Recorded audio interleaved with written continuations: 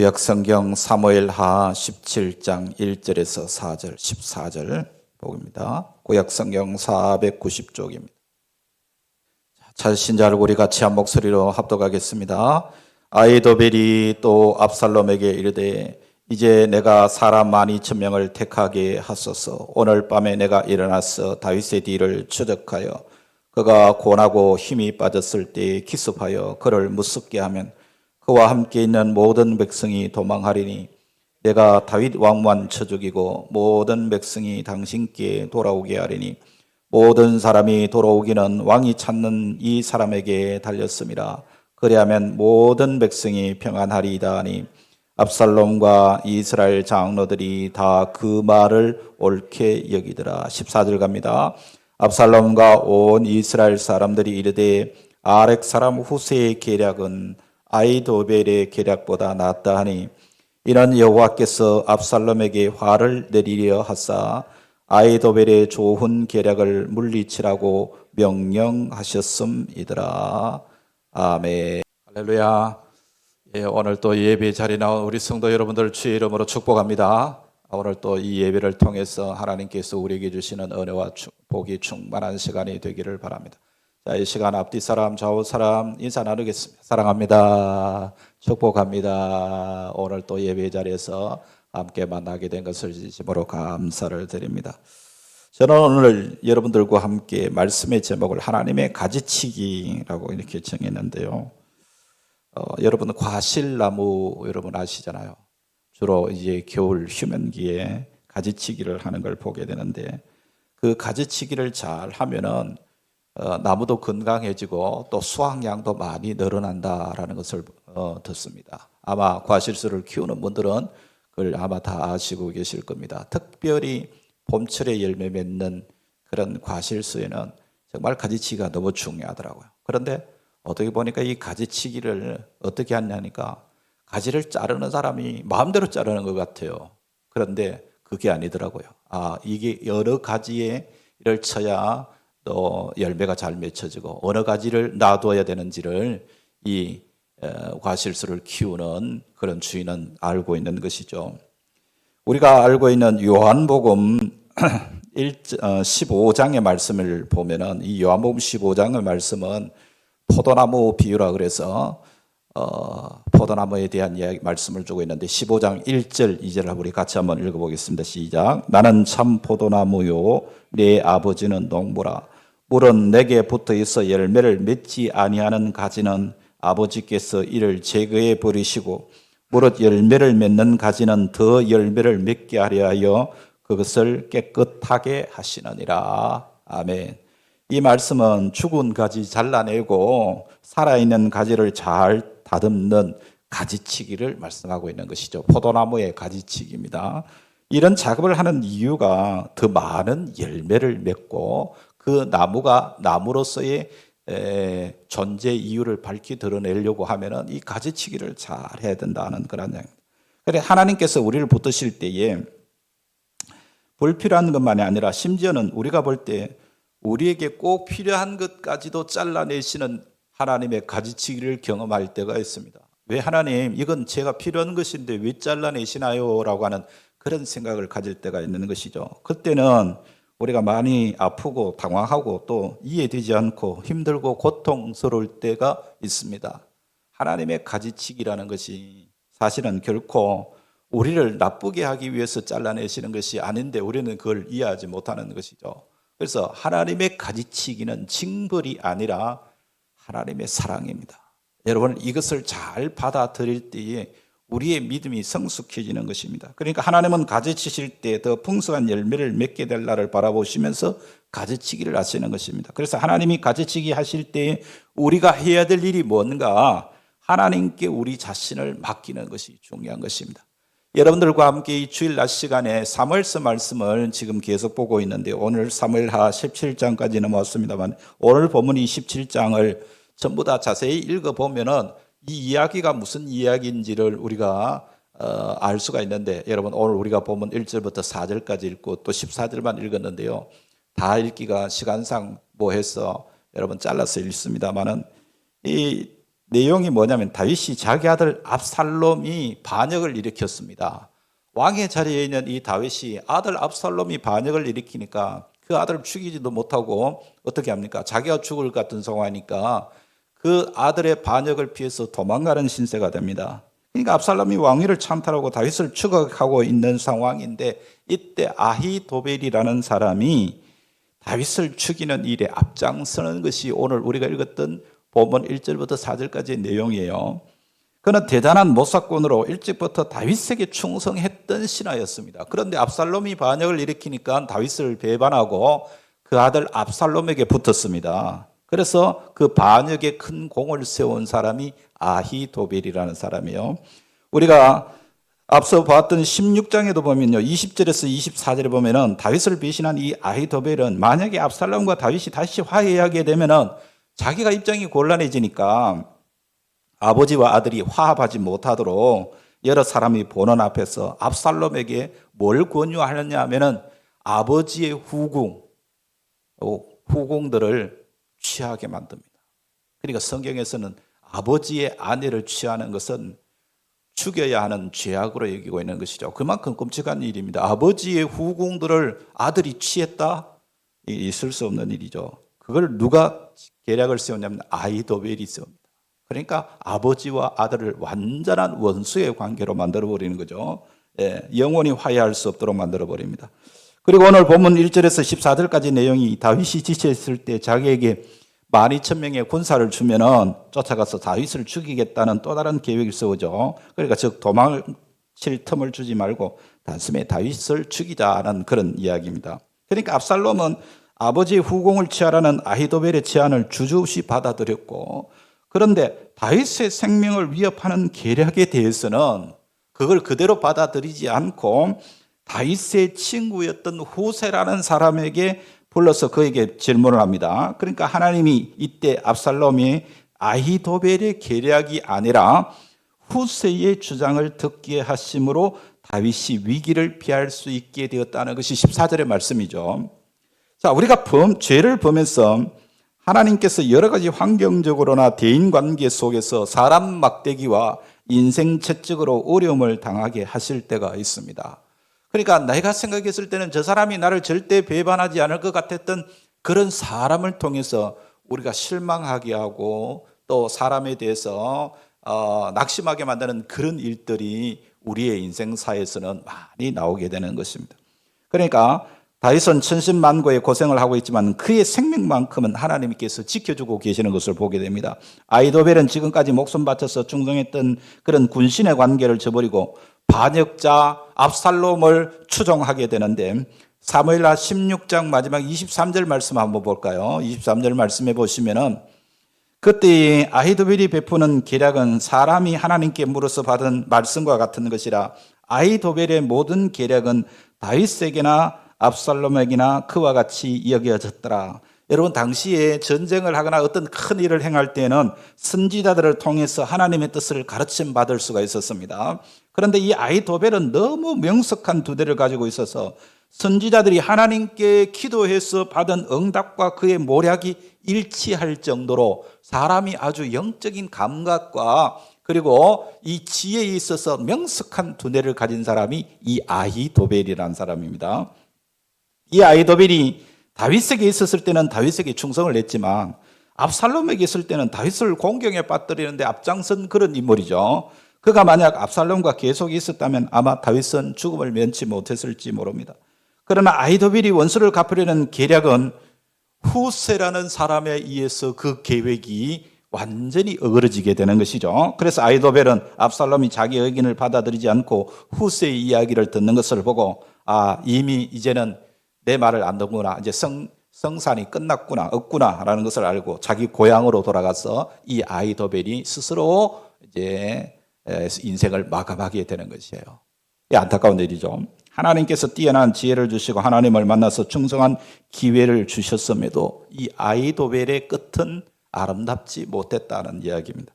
오히려 아히도벨에게 공격을 받았던 다윗은 죄를 지었음에도 하나님 앞에서 연단받은 자로 살았기 때문에 예수 그리스도께서 이 땅에 오시는 일에 쓰임받는 귀한 한 인물로 하나님 앞에 쓰임받게 된 것을 우리가 보게 됩니다. 우리가 이 두 사람의 인생을 비교해 볼 때에 그들이 천성이 악하거나 또 그의 삶이 아주 나빴다 그런 것이 아닙니다. 두 사람 다 하나님 부름받았고 두 사람 다 하나님께 충성한 기회를 부여받은 사람이었는데, 그런데도 한 사람의 인생은 비극으로 끝났고 또 한 사람의 인생은 점점 흥왕했다. 그러니까 우리 인생이라는 것이 과연 우리의 삶에 하나님께서 어떤 모습으로 우리가 서기를 원하시는가에 대한 우리가 분명한 생각을 가지고 있어야 되는 것이죠. 그래서 신실한 하나님의 자녀들에게는 고난이 함께 있다는 것을 여러분 아셔야 됩니다. 예수 믿는 사람들이 순풍에 돛을 단 것처럼 모든 일이 다 잘 되면 누가 예수 믿지 않겠습니까? 야, 예수 믿으니까 다 잘 되더라. 그러면 다 예수 믿겠죠. 예수 믿는 사람들도 믿지 않는 사람들과 똑같이 경제적으로 고통당하고 가정적으로 개인적으로 또 건강의 문제로 아픔을 가지고 살아가는 것이 사실 우리 인생의 삶의 모습 아니겠습니까? 그 이유가 뭘까요? 인간이 이 땅을 살아가면서 경험하는 모든 문제는 하나님의 주권 아래 있는 것입니다. 하나님의 주권 아래 있다. 하나님께서 우리를 향하신 구원의 계획을 성취하기 위해서 여러 가지 고난과 장애와 역경의 요소들을 군데군데 배열해 놓으시고 우리를 점점 하나님의 형상으로 변화시키며 하나님의 뜻을 찾는 자로 세우시고 변화시키고 바꾸시고 불필요한 가지치기를 하시는 겁니다. 그래서 우리가 하나님 앞에 우리의 삶에 온전한 쓰임받는 삶을 살기 위해서는 이 가지치기를 할 때에 우리의 삶이 하나님께 온전히 의탁하는 그 믿음의 삶을 살아가는 것이 중요합니다. 그래서 옛사람 타락한 옛 성품을 벗고 하나님의 형상을 회복하는 것이 우리를 연단하신 이유이죠.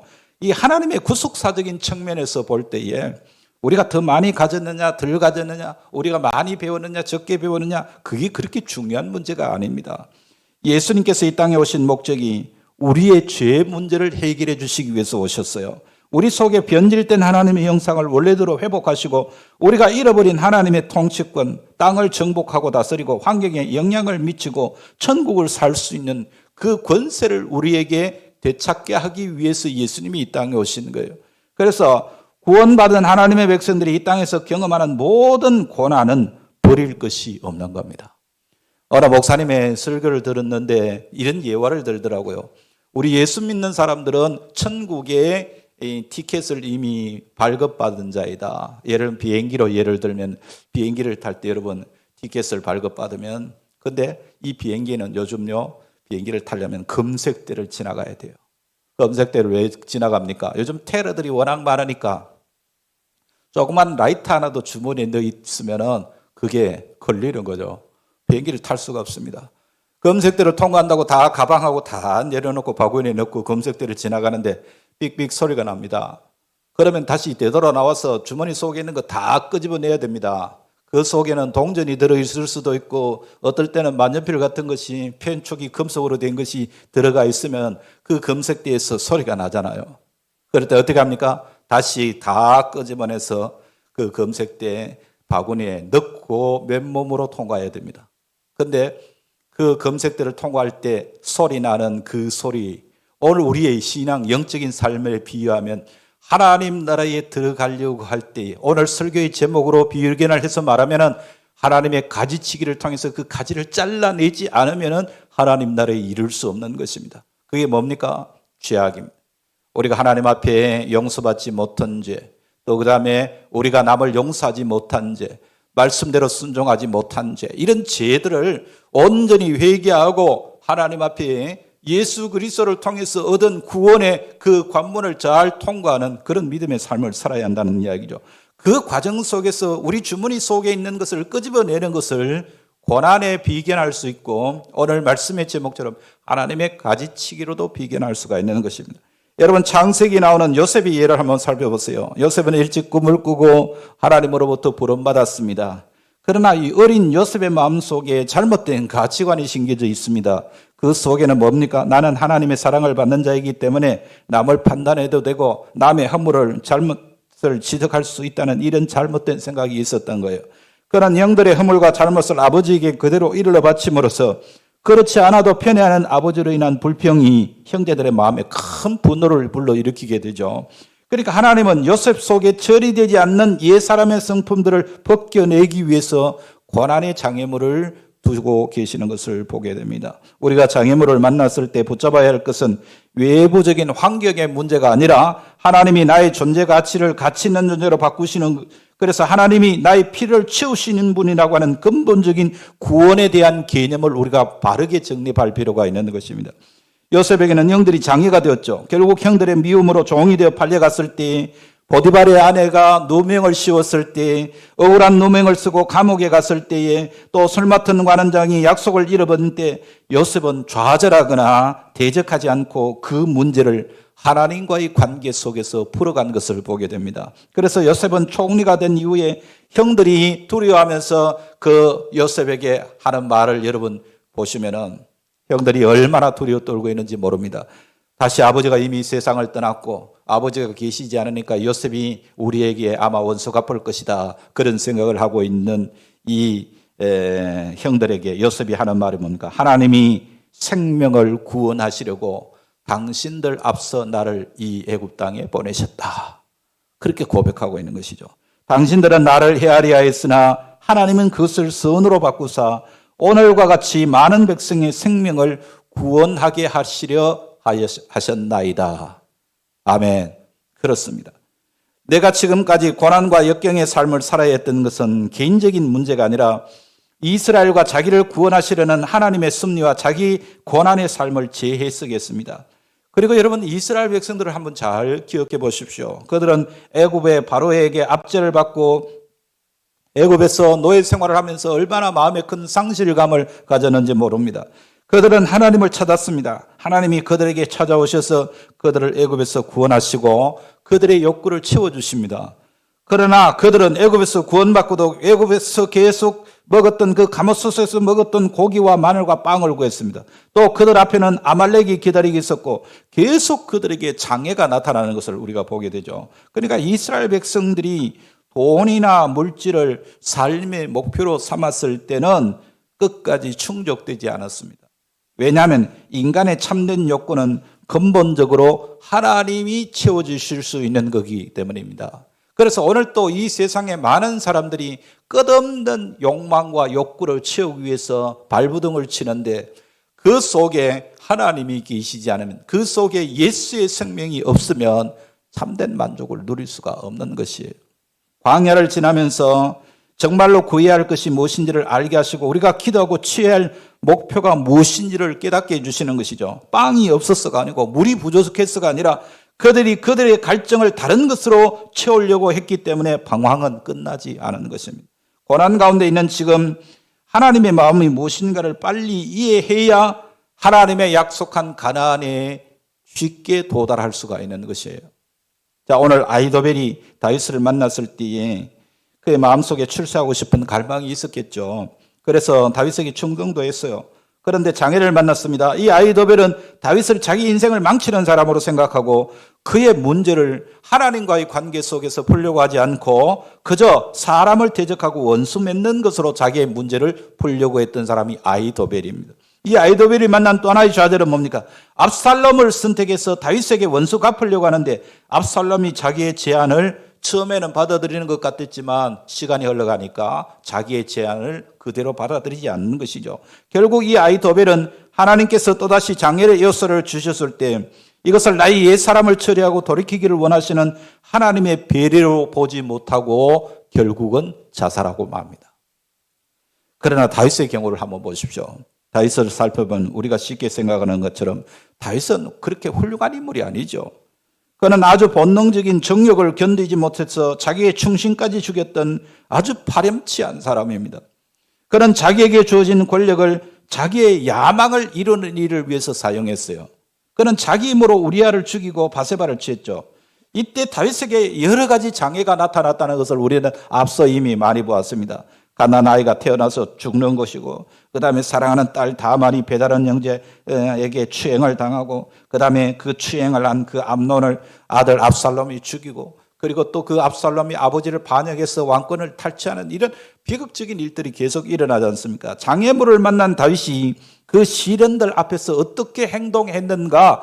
우리가 앞서 본 16장에서 시므이라는 사람을 만나서 시므이가 도망가는 다윗을 향해서 저주를 퍼붓는 그 장면에서 다윗이 어떻게 그 고난 앞에서 하나님과의 관계에서 그 문제를 풀려고 했던가를 우리가 볼 때에, 아, 그렇구나. 우리가 이 땅에 살면서 삶의 고난이 다가오고 힘들고 어려운 삶의 문제가 일어날 때는 그 문제에 직접적으로 뛰어들어서 그 문제를 가지고 우리가 문제를 해결하려고 하는 것이 아니라 하나님과의 관계 속에서 문제를 풀어야 한다는 것을 우리가 보게 되는 것이죠. 그러니까 하나님이 자신을 징계하여 정결케 하려고 주신 하나님의 가지치기로 해석을 했다, 그런 이야기죠. 압살롬이 그를 죽이려고 쫓아옵니다. 주변에 생명을 바치고 따르던 장수들이 많이 있었지만 그는 대적하지 않고 계속 피하고 다닙니다. 모든 고난이 하나님의 섭리 안에서 이루어진 것으로 해석을 했다, 그런 이야기죠. 우리가 이 땅을 살면서 성공과 행복을 얻기 원하지만 위기를 만날 때가 있습니다. 사람으로부터 어려움을 당하기도 하고 내 속에 견딜 수 없는 절망과 좌절이 나를 위협할 때도 있습니다. 그러나 우리가 장애물을 만날 때 그 장애물은 우리를 망하게 하기 위해서 하나님이 주신 것이 아닙니다. 우리를 정결케 하기 위한 하나님의 특별한 연단의 과정으로 받아들이는 여러분들이 되시기 바랍니다. 그것이 우리의 신앙입니다. 아, 나에게 이런 어려움이 오는 걸 보니까 하나님께서 나를 더욱더 정결하게 하시려 하시는구나. 아멘. 그 믿음을 가져야 되는 것입니다. 인생을 살다 보면 상처 없는 사람이 없어요. 다 상처를 가지고 있습니다. 어쩌다 가끔 상처가 없는 사람을 만나는데 그런 분들은 기적 같은 인생을 사는 사람이에요. 예. 여러분, 진주 조개 안에 작은 이물질이 들어가서 상처를 내면 이 상처를 보호하기 위해서 그 조개 안에서 진액이 나오게 되죠. 이 진액과 이물질이 엉기면서 영롱한 진주가 만들어지는 것입니다. 우리는 부모에게 상처받고 성장합니다. 또 이웃에게 믿었던 친구에게 시달림을 당하면서 인생을 삽니다.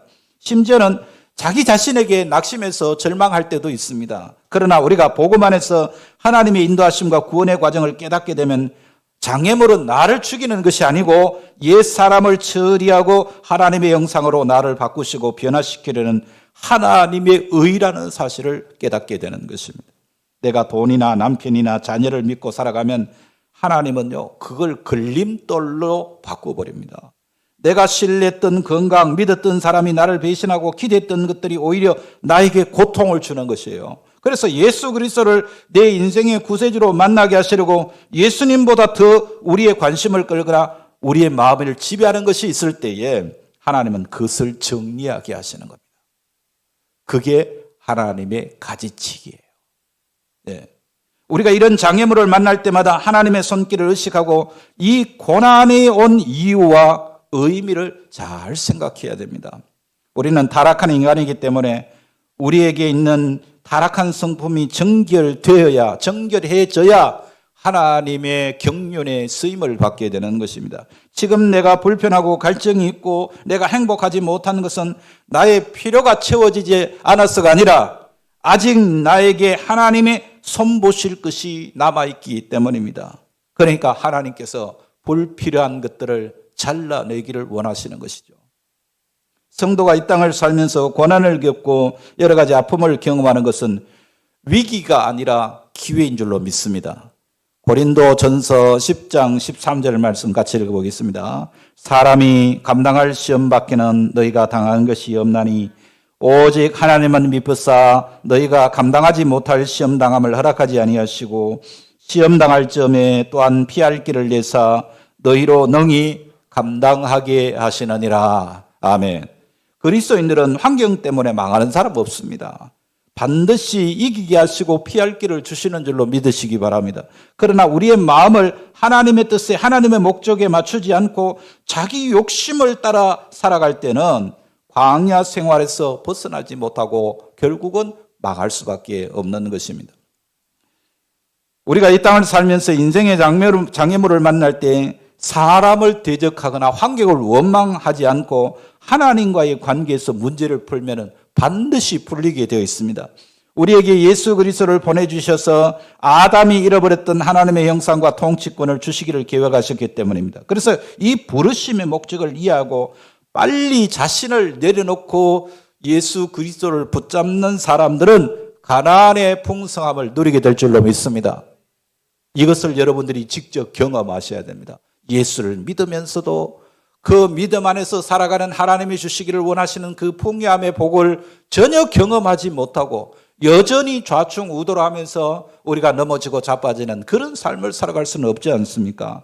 지금의 고난은 하나님의 계획 때문입니다. 그러니까 광야는 내가 하나님을 설득시키는 곳이 아니라 하나님이 나를 바꾸시는 곳이 바로 광야입니다.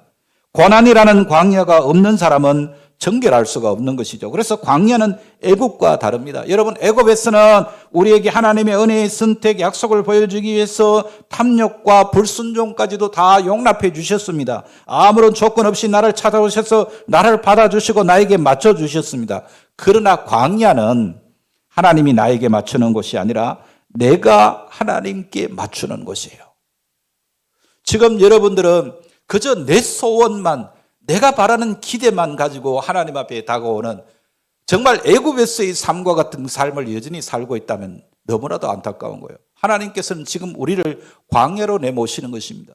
우리에게 불필요한 그러한 잘라내야 할 가지들을 지금 가지치기를 하고 계시는 중인데 우리가 그걸 깨닫지 못하고 여전히 애굽에서 있을 때의 삶처럼 원망하고 불평하는 것은 우리가 하나님 앞에 얼마나 안타까운 일인지 모릅니다. 그래서 하나님은 연단의 기간, 우리가 겪는 고난과 장애물을 통해서 우리의 소원이 아니라 하나님의 소원을 보게 하시는 거예요.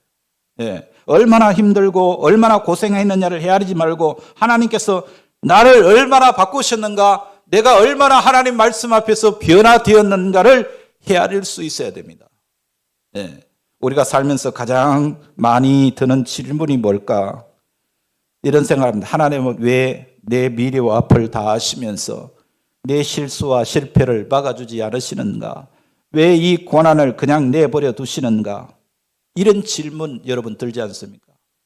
내가 지금 기도하는 대로 하나님이 왜 응답해 주지 않고 자꾸 힘들고 어려운 길로 나를 이끄시는가? 그런 생각 들죠. 대답은 한 가지입니다. 여러분을 위한 하나님의 큰 그림에는 여러분의 완벽함과 성공도 필요하지만 또한 넘어짐과 실패도 필요하기 때문이에요. 네. 금빛 물감이 큰 그림 안에서 진짜 금빛으로 빛나기 위해서는 꼭 필요한 것이 검은색 물감이에요. 예. 화가가 그 금빛 물감을 빛나게 그려내기 위해서는 검은색도 칠해야 됩니다. 그래야 그 금빛이 더 금빛으로 빛나는 것이죠. 여러분의 삶 속에서 여러분을 빛나게 하기 위해서 우리 인생의 화가가 되시는 하나님께서 반드시 여러분에게 검은색 물감을 칠하실 때도 있다는 것을 여러분이 알아야 합니다. 여러분에게 반드시 어두움과 실패도 허락하셔야 합니다. 왜냐하면 여러분을 깨트려야 하고 여러분을 빛으로 만들어야 되기 때문입니다. 여러분의 삶에 이해할 수 없는 어두움과 슬픔과 실패가 찾아왔을 때 기억하십시오. 금빛이 금빛되게 하려면 하나님께서 지금 내 그림 가운데 검은색을 칠하고 계시는구나. 나를 지금 금빛으로 만들어가고 계시는구나. 그걸 인정하시라 이 말입니다. 그러니 실패 가운데 있을 때, 나를 향한 실망 가운데 있을 때 여러분 기대하십시오. 깨지는 만큼 성숙해질 줄로 믿습니다. 부서지는 만큼 쓰임받게 될 것이고 잘려져 나가는 것만큼 더 귀한 삭이 돋아나서 더 귀한 열매가 맺혀질 줄로 믿습니다. 시편 기자가 고백합니다. 고난당한 것이 내게 뭐라고요? 유익이래요. 이로 말미암아 내가 주의 윤례들을 배우게 되었나이다. 여러분, 하나님의 가지치기는 우리에게 축복인 줄로 믿습니다. 오늘도 변화된 그리스도인이 되어서 그리스도의 향기가 되어서 하나님의 기쁨이 되어서 믿음으로 승리의 삶을 살아가는 우리 성도들 다 되시기를 주의 이름으로 축복합니다.